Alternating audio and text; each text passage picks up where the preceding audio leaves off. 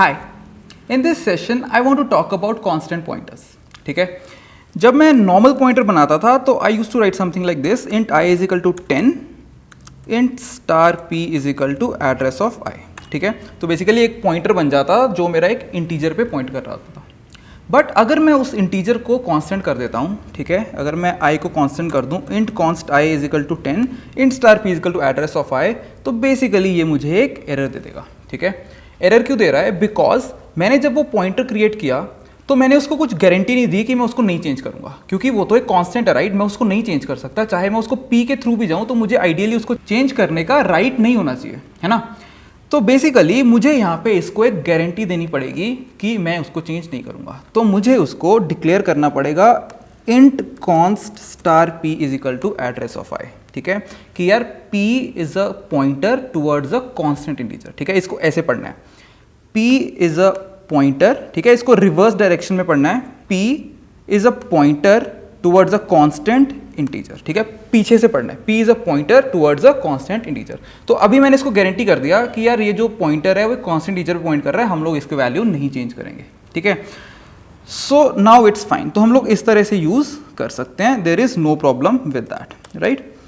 चलो, now what if अगर मेरा यहाँ पे ये इंटीजर है वो कांस्टेंट ना हो, ठीक है, बट जो मैं p है वो एक कांस्टेंट इंटीजर पे पॉइंट करवा रहा हूँ. इसका क्या मतलब है कि मैं i में अगर चेंज करना चाहूँ, अगर मैं एकदम i is equal to i plus 10, तो वो चीज़ तो वैलिड है, बट अगर मैं p वाला पाथ फॉलो करके उसकी वैल्यू चेंज करने की कोशिश करूंगा तो वो मुझे नहीं अलाउ करेगा, राइट. बिकॉज मैंने बोल दिया कि p is pointing towards a constant integer, तो वो पाथ उसके लिए कांस्टेंट हो जाना चाहिए, राइट. चेक कर लेते हैं. अगर मैं करता हूँ i is equal to i plus 5 let say, right, तो ये चीज़ अलाउ होनी चाहिए, there should be no problem with that. तो मैं अगर cout i end line करूँगा, so I should be getting 15 over here. ठीक है, जो कि मुझे मिल रहा है, राइट. 10 में 5 ऐड कर दिया, 15 मिल गया. ठीक है, परफेक्ट. बट अगर मैं ये चीज़ लिखता हूँ यहाँ पे, star p is equal to star p plus 5, अब क्या होगा? क्या ये चीज़ अलाउड है?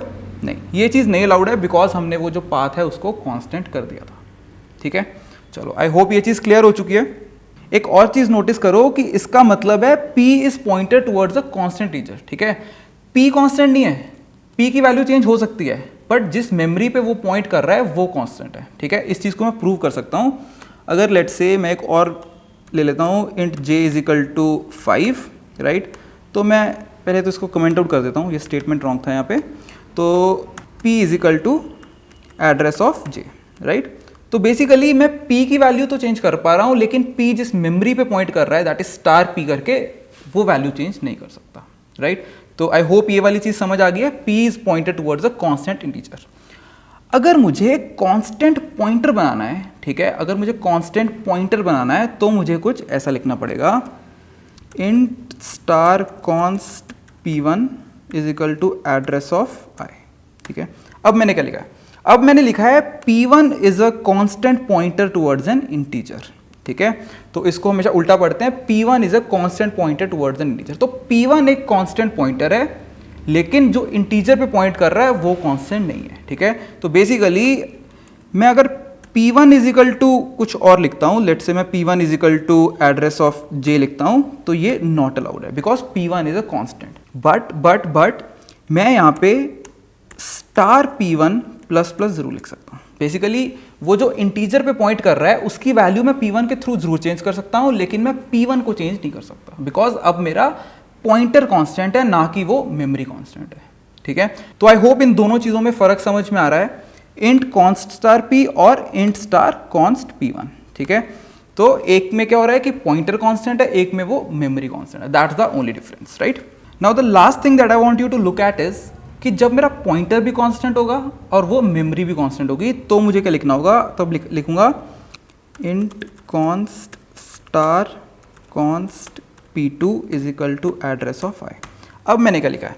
अब मैंने लिखा है p2 is a constant pointer towards a constant integer. फिर से पीछे से पढ़ेंगे, ठीक है. तो बेसिकली p2 भी एक कांस्टेंट है और जिस पे पॉइंट कर रहा है वो भी कांस्टेंट है. तो ना तो मैं ऐसा कुछ कर सकता हूं, ठीक है, ये भी गलत है। और ना ही मैं स्टार P2 प्लस प्लस ऐसा कुछ कर सकता हूँ। ठीक है, दोनों ही चीज़ें गलत हैं बिकॉज हम लोग एक में क्या कर रहे हैं, पॉइंटर चेंज कर रहे हैं, एक में बोल रहे हैं वैल्यू चेंज कर रहे हैं, पर हमारी दोनों ही चीज़ें कांस्टेंट है।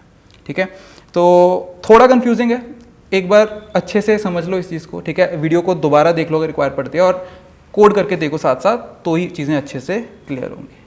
ठीक है, so in the next session I will talk about constant parameter in functions. Thank you.